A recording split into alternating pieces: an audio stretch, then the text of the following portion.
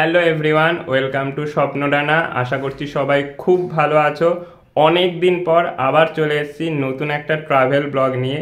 মে মাস আর কলকাতার এই প্যাচ প্যাচে গরম, যদিও বৃষ্টির জন্য এখন গরম কিছুটা কমেছে, বাট এই সময় কিন্তু একটা মাউন্টেন ট্রিপ খুব দরকার। লাস্ট ইয়ার মানে 2023-এর মে মাসেই আমি সম্রাটের সাথে দার্জিলিং গেছিলাম। তো তারপর কিছু পার্সোনাল কারণে অনেক দিন সত্যি কোনো ট্যুর হয়নি। প্রায় 1 বছর পর আবার একটা নতুন ট্যুরে বেরোচ্ছি। আর এবার আমি যাচ্ছি গ্যাংটক। কিন্তু সম্রাট আমার সাথে যাচ্ছে না, আমি যাচ্ছি আমার ফ্যামিলির সাথে। আমার মা, আমার বাবা আমার সাথে যাচ্ছে। তো আমাদের সত্যি কথা বলতে এই প্ল্যানটা খুব সাডেন প্ল্যান। তো খুব ছোট্ট প্ল্যান। আজকে 12 মে সানডে, আজকে আমরা এখান থেকে রওনা দিচ্ছি। আর 16 মে মানে থার্সডে আমরা আবার ব্যাক করব। তো আমাদের এই 3 নাইট 4 ডেজ গ্যাংটক ট্রিপের সমস্ত ইনফরমেশান আমি এই ভিডিওতে কভার করার চেষ্টা করব। কোথায় কোথায় হোটেলে ছিলাম, কী কী সাইট সিন করেছি, সমস্ত কিছু। তো সমস্ত ইনফরমেশান পেতে পুরো ভিডিওটা কিন্তু তোমাদের দেখতে হবে। তো বেশি দেরি না করে চলো বেরিয়ে পড়া যাক। আমরা নিউ টাউন থেকে রওনা দিয়েছিলাম ভোর 4:15 নাগাদ। আগের দিন রাত্রেই আমাদের গাড়ি রিজার্ভ করা ছিল। আমাদের ট্রেন ছিল 22301 বন্দে ভারত এক্সপ্রেস, যেটা ভোর 5:55 হাওড়া থেকে ছাড়ে আর দুপুর 1:25 আপনাকে এনজেপিতে পৌঁছে দেয়। আবার এই ট্রেনটাই কিন্তু ব্যাক করে, বিকেল 3টে এনজেপি থেকে ছাড়ে এবং রাত্রি 10:35 আপনাকে হাওড়ায় পৌঁছে দেয়। তো ফুডিং দিয়ে এই ট্রেনের টিকিট কস্ট অ্যাপ্রক্স 1565 টাকা মতো। সপ্তাহের বুধবার বাদে বাকি সমস্ত দিন কিন্তু এই ট্রেনটা চলে। আর এই ট্রেনে যারা সকালে যাবেন, মানে হাওড়া থেকে এনজেপি যাবেন, তারা সকালে টি, ব্রেকফাস্ট আর লাঞ্চ পাবেন ফুডিং অ্যাড করলে, এবং যারা বিকালে ফিরবেন তারা সন্ধ্যের স্ন্যাক্স এবং রাত্রের ডিনার পাবেন। ভেজ ননভেজ সমস্ত কিছু অপশানই রয়েছে। আর যেটা সবচেয়ে বড় প্লাস পয়েন্ট সেটা হচ্ছে এই ট্রেনটা কিন্তু বিফোর টাইম। তো সকালে এনজেপি যাওয়ার সময় আপনাকে মোটামুটি 1:15-র মধ্যে আপনাকে এনজেপি নামিয়ে দেবে এবং ফেরার সময় 10:35 টাইম হলো 10:25-এর মধ্যে আপনাকে হাওড়ায় পৌঁছে দেবে। তো একদিনের মধ্যে এনজেপি যাওয়ার জন্য কিন্তু এই ট্রেনটা খুবই ভালো।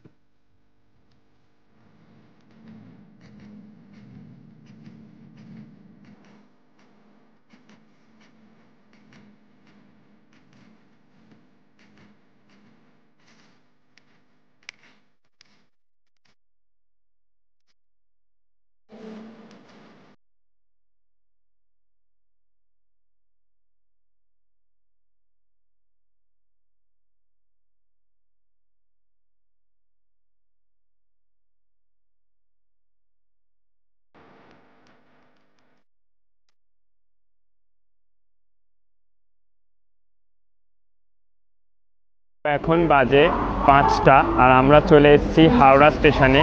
তো কয়েকটা ইনফরমেশান তোমাদের সাথে শেয়ার করার ছিল। প্রথমে তো ভিডিও শুরুতে আমি বলেছিলাম যে আমাদের ট্যুরটা 3 নাইট 4 ডেজের। তো সেইটা ভুলের জন্য আমি ক্ষমা চাইছি। একটা অ্যাকচুয়ালি হবে হচ্ছে 4 নাইট 5 ডেজ, যেহেতু আমরা আজকে সানডে 12 মে যাচ্ছি আর 16 মে ফিরছি। তো আমরা যাচ্ছি বন্দে ভারতে।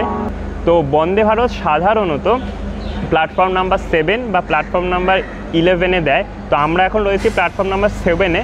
তো আমি যেহেতু ইগজিগো থেকে বুক করেছি, তো ওখানে তোমরা দেখে নিতে পারো যে কোন প্ল্যাটফর্মে ট্রেন দেবে। তো প্রায় এখনও 1 ঘন্টা মতো দেরি আছে। তো একটু ঘুরে ফিরে কাটাচ্ছি। তো চলো ট্রেনে উঠে দেখা হচ্ছে।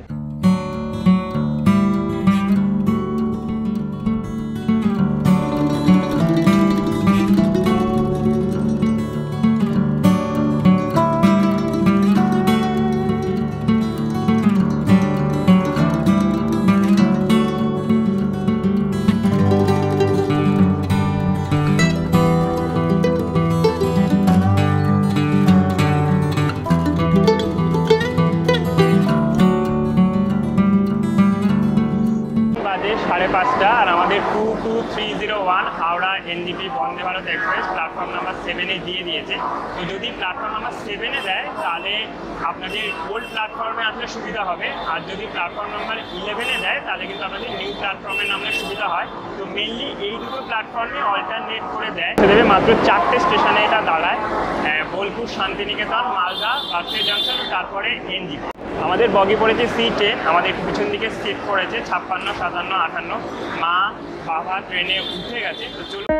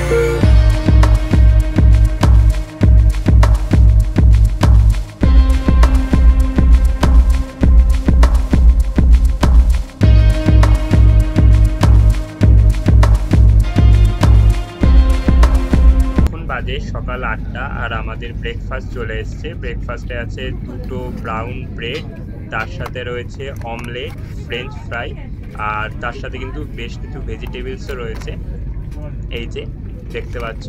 আর এখানে রয়েছে একটা অ্যাপেলের জুস, এই যে, আর একটা লটে চকোবাই, এবং ব্রেডের সাথে খাওয়ার জন্য কিন্তু কেচাপ, বাটার দুটোই রয়েছে। চলো ব্রেকফাস্ট করে নিই। ব্রেকফাস্ট করলাম, এখন আমাদের ট্রেন এগিয়ে যাচ্ছে মালদা টাউনের দিকে। দুপাশে সবুজ ধান ক্ষেত, পুকুর, খুব সুন্দর লাগছে দেখতে। তো এখানে কয়েকটা ইনফরমেশন ট্রেন সম্পর্কে তোমাদের দিয়ে রাখি। প্রথমত, বন্দে ভারতের সব সিটের নিচেই কিন্তু চার্জিং পয়েন্ট থাকে, যেখানে ডেটা কেবল আর অ্যাডাপ্টার দুটো দিয়েই ফোন চার্জ করা যায়। তো এখানে দুই ধরনের টিকিট হয়, একটা হচ্ছে কমন, একটা হচ্ছে এক্সিকিউটিভ। তো এক্সিকিউটিভের ভাড়া কিন্তু কিছুটা বেশি, এবং সেখানে খাবারের মেনুতেও কিছুটা বদল থাকে। বন্দে ভারত টোটাল 4টে স্টেশনে দাঁড়ায়। ট্রেন ছাড়ার প্রায় 1.5 ঘন্টা পরে, মানে 7:30টার সময় এটা প্রথম হল দেয় বোলপুর শান্তিনিকেতন। তার আগেই কিন্তু আপনাকে সকালে টি আর ব্রেকফাস্ট ওরা সার্ভ করে দেবে। তার প্রায় 3 ঘন্টা পরে, মানে 10:30টার সময় এটা মালদায় থামে, এবং তার প্রায় 1 ঘন্টা পরে 11:40 নাগাদ এটা বারসই জংশনে থামে। তো আপনাকে কিন্তু 11:30 থেকে 11:45টার মধ্যে ওরা লাঞ্চ সার্ভ করে দেবে। বারসই জংশন ছাড়ার 1 ঘন্টা 40 কি 45 মিনিট, মানে 1:15-র মধ্যে কিন্তু এই বন্দে ভারত নিউ জলপাইগুড়িতে পৌঁছে যায়। আমাদের লাঞ্চ দিয়ে গেছে। আমি, মা, বাবা তিনজনেই কিন্তু নন ভেজ। আমাদের মেনুতে আছে সাদা ভাত, ডাল, আর এখানে আছে 2 পিস চিকেন, তার সাথে আছে টক দই, আর এখানে একটা সবজি আর আচার। এছাড়াও কিন্তু মেনুতে রুটি ছিল, বাট আমরা যেহেতু কেউ রুটি খাই না, তো সেগুলো ফেরত দিয়েছি। আর আপনারা যদি ভেজ নেন তাহলে সেম বাকি আইটেম থাকবে, শুধু চিকেনের জায়গায় আপনি পনির পাবেন। 1:15 বাজছে আর আমাদের ট্রেন প্রায় নিউ জলপাইগুড়িতে ঢুকে গেছে, কিন্তু যেটা সমস্যা সেটা হচ্ছে এখানে কিন্তু আকাশ মেঘলা, এবং আসার পথে কিন্তু বারসই জংশনের পর থেকে অনেকক্ষণ বৃষ্টিও হয়েছে, এবং উত্তরবঙ্গে এই সময়টা বৃষ্টির পূর্বাভাস ছিল। বাট যদি বেড়াতে এসে বৃষ্টি হয়, মনটা কিন্তু সত্যি খুব খারাপ হয়ে যায়। জানি না, এখানেও কিন্তু টিপটিপ বৃষ্টি পড়ছে। তো আমাদের যদিও গাড়ি ঠিক করাই আছে, মানে আমরা যে ট্যুর অপারেটরের সাথে এসেছি সেখান থেকে আমাদের এনজিপি থেকে পিক আপ এবং এনজিপি অবধি ড্রপ আপ আছে, তো সেটা নিয়ে কোনো সমস্যা। তবে আমি শুধু একটাই প্রার্থনা করছি, এই কদিন যেন বৃষ্টি না হয়। 1:15-তে এনজিপিতে নামলাম, কিন্তু যে ভয়টা ঠিক পেয়েছিলাম সেটাই হলো, বাইরে তুমুল একটা বৃষ্টি পড়ছে। আমাদের যিনি ঘুরিয়ে দেখাবেন রেক ভাইয়া, তিনি অলরেডি গাড়ি নিয়ে চলে এসেছেন। ফোন করলাম তাকে, তিনি বাইরে আছে। আর এই সময় যেটা সমস্যা হয়, এই বন্দে ভারতটাই তো আবার ফিরে যাবে, তো যারা এনজিপিতে এলো তারা এই সময় সবাই নামেন, এবং যারা ফিরে যাবেন তাদের বেশিরভাগই কিন্তু স্টেশনে চলে আসে। তো বিশাল একটা লোকের ভিড় হয়, এবং সিঁড়ির মুখটা ঠিক সেটাই রয়েছে। বাইরেও বৃষ্টি হচ্ছে, তাই জন্য অনেকে শেল্টার নিয়েছেন। তো চলো আপাতত যাওয়া যাক, গিয়ে গাড়িতে উঠি। বাট বৃষ্টি যা হচ্ছে একটু ভিজতেই হবে, যা বুঝতেই পারছি।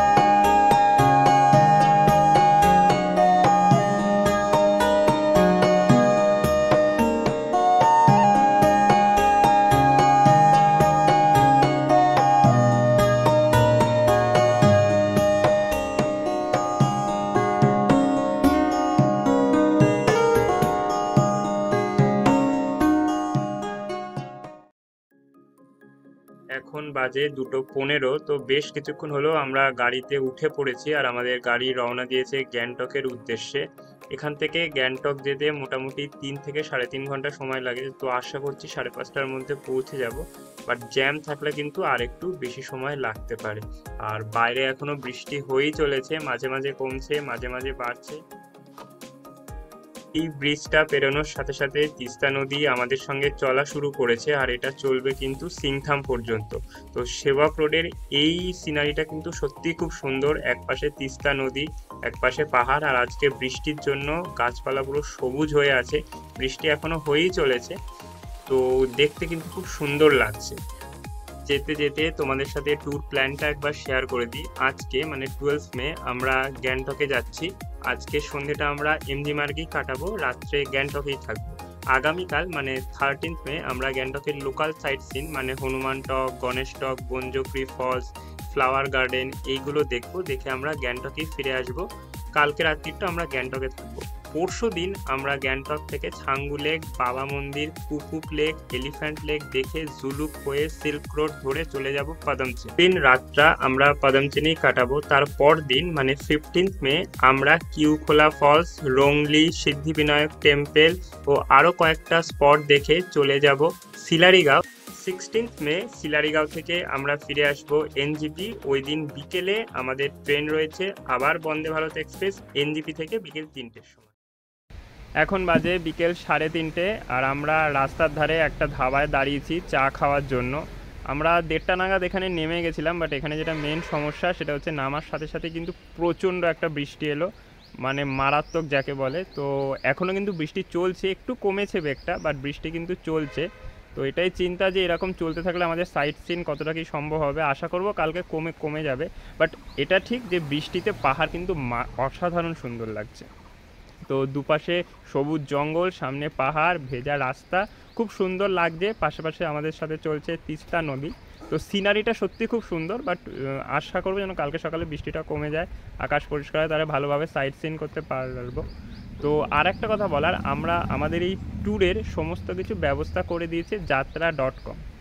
তো যাত্রা.com এছাড়াও অনেক ন্যাশনাল এবং ইন্টারন্যাশনাল ট্যুর করায়। তো যাত্রা.com-এর যে পিওসি নীলাঞ্জন দা খুবই ভালো, আমরা এর আগে অনেকগুলো ট্যুর করেছি ওনার সাথে। তো খুব ভালো, খুব হেল্পফুল। তো আমাদের হোটেল, গাড়ি আর সাইট সিইং ইটানারি সমস্ত কিছু উনি ব্যবস্থা করে দিয়েছে। তো আমি নিচে ওনার নাম্বারটা দিয়ে দেবো। তো কেউ যদি বাইরে কোথাও যাওয়ার প্ল্যান করো একবার চেক আউট করতে পারো। তো চলো চা খেয়ে আসি।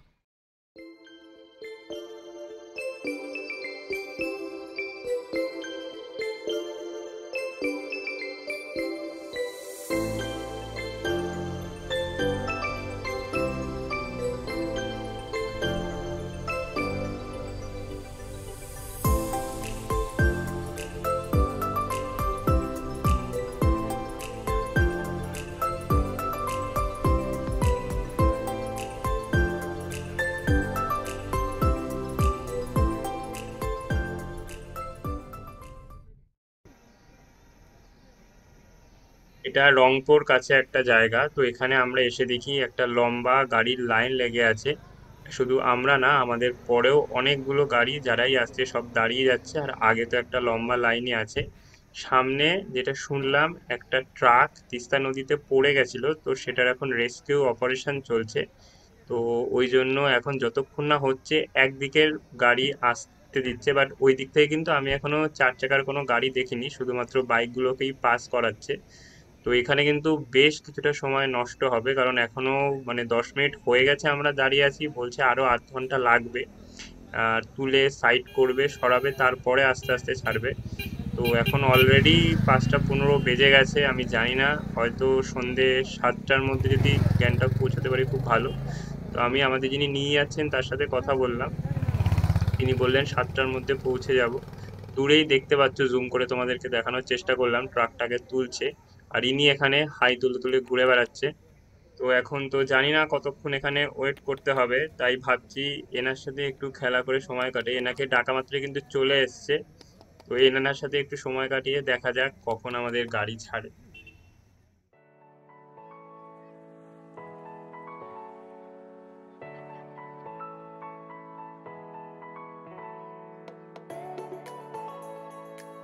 ওখানে কিন্তু আমাদের বেশ কিছুটা সময় নষ্ট হলো, প্রায় আধা ঘন্টা 40 মিনিট মতো। তো এখন আমরা গ্যাংটকে ঢুকছি। এখান থেকে দেখতে পাচ্ছ গ্যাংটক আরো 38 কিলোমিটার। তো হয়তো আমাদের গ্যাংটক পৌঁছাতে পৌঁছাতে 7:30 বেজে যাবে।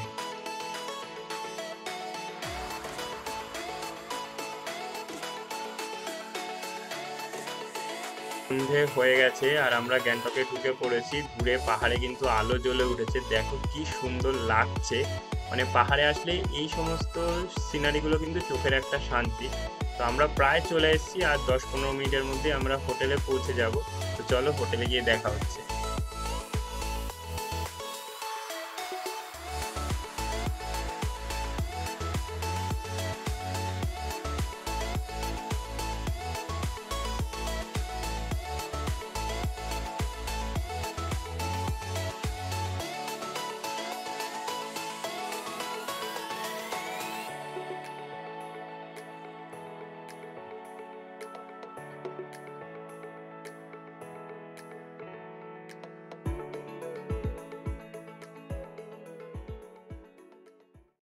এখন বাজে সন্ধ্যে 7টা আর আমরা সবে গ্যাংটকে এলাম।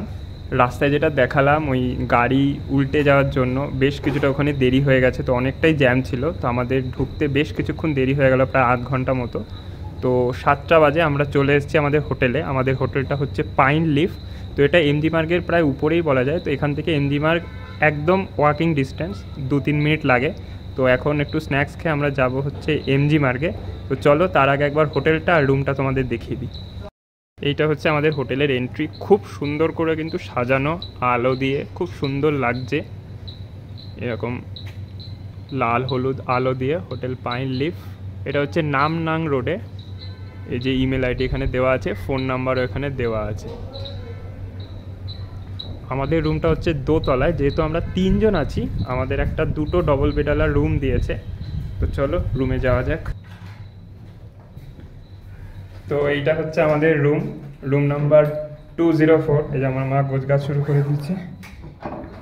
এখানে ঠান্ডা খুব একটা নেই, বাট হালকা, আমি যেমন একটা হুডিতেই কাজ চালাচ্ছি। তো এখানে 2টো ডবল বেড রয়েছে, এই একটা বেশ বড় সাইজের, আর এই একটা, সাথে রয়েছে একটা টেবিল ওই যে, আর এখানে রয়েছে একটা চেয়ার, টিভি রয়েছে, টিভিটা চলে কিনা জানি না। আর এখানে কিন্তু একটা বেশ বড়সড় আয়না রয়েছে। আর আমাদের এই যে চা দিয়ে গেছে হোটেলে আসা মাত্রই। আর এখানে বাথরুমটা একবার দেখিয়ে দিই। এইটা হচ্ছে বাথরুম, খারাপ না, বেশ ভালোই, গিজার আছে, এখানে কমোড, বেসিনের সামনেও কিন্তু একটা আয়না রয়েছে। তো সব মিলিয়ে কিন্তু রুমটা খুবই সুন্দর। আর যেটা প্লাস পয়েন্ট সেটা হচ্ছে এটা এমজি মার্গের খুবই কাছে। তো এখন একটু স্ন্যাক্স খাবো, তো স্ন্যাক্স খেয়েই আমরা যাব এমজি মার্গ ঘুরতে।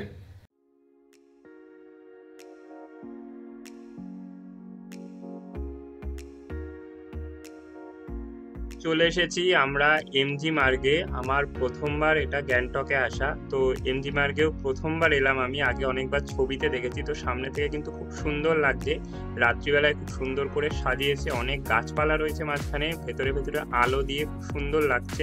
তো দার্জিলিংয়ের ম্যালের সাথে এটা যেটা মেন পার্থক্য সেটা হচ্ছে এমজি মার্গ কিন্তু খুবই পরিষ্কার পরিচ্ছন্ন, যেটা খুবই ভালো জিনিস। তবে এখন মানে বিশেষ করে আজকে লোকজন একটু কম রয়েছে। আমাদের যারা হোটেলে আছেন তাদের সাথে কথা বললাম, ভোটের জন্য কিন্তু এখন একটু লোক কম আছে, বাট সামনের সপ্তাহে কিন্তু আবার অনেক লোক আসবে ওনাদের হোটেলেই। মানে আমরা যে হোটেলে আছি সেখানে কিন্তু অনেকগুলো বুকিং রয়েছে। আমাদের হোটেল মানে পাইন লিফ এমজি মার্গের পিছনের দিকে, যারা এসেছেন তারা জানবেন। আমরা যদি হোটেল থেকে এমজি মার্গে আসি তাহলে G2 সামিটের যে আর্থের লোগোটা আছে ওই দিক থেকে আমাদের এমজি মার্গে ঢুকতে হয়। তো ওই পোর্শনটা থেকে এই পোর্শনটা মানে যেখানে গান্ধীজির স্ট্যাচু আছে সেই জায়গাটা কিন্তু বেশি জমজমাট লাগলো আমার। আর এখানে অনেক দোকানপাট রয়েছে, উলেন্সের দোকান তো আছেই, তাছাড়াও তিব্বতি অনেক ছোটোখাটো টোকেন বা গিফট নেওয়ার জন্য সেই সমস্ত দোকানপাটও আছে, অনেক বড় বড় রেস্টুরেন্ট আছে। দার্জিলিং ম্যালের সাথে যেটা আমার পার্থক্য লাগলো আর একটা, সেখানে হচ্ছে এখানে কিন্তু স্ট্রিট ফুডের দোকান আমি সেরকম দেখলাম না। রেস্টুরেন্ট রয়েছে বড় বড়, বাট স্ট্রিট ফুডের দোকান কিন্তু সেরকম নেই। আচ্ছা, আর কোনো প্ল্যান নেই, এখন বেশ কিছুটা সময় ম্যালেই কাটাবো।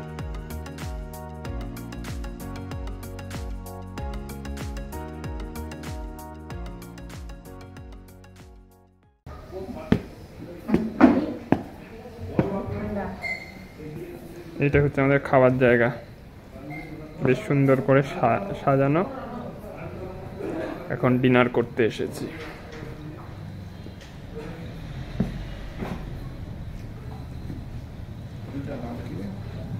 Pine leaf.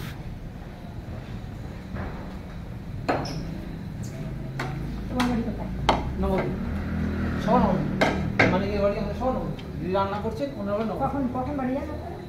এই জুনে যাবো, জুনে লাস্টে না জুনে বসছি জুলাই মাসে। হ্যাঁ, তখন এখানে বেশি টুরিস্ট আসে, একদম বাংলাদেশে বেশি আসে, বেশি বলতে পারে।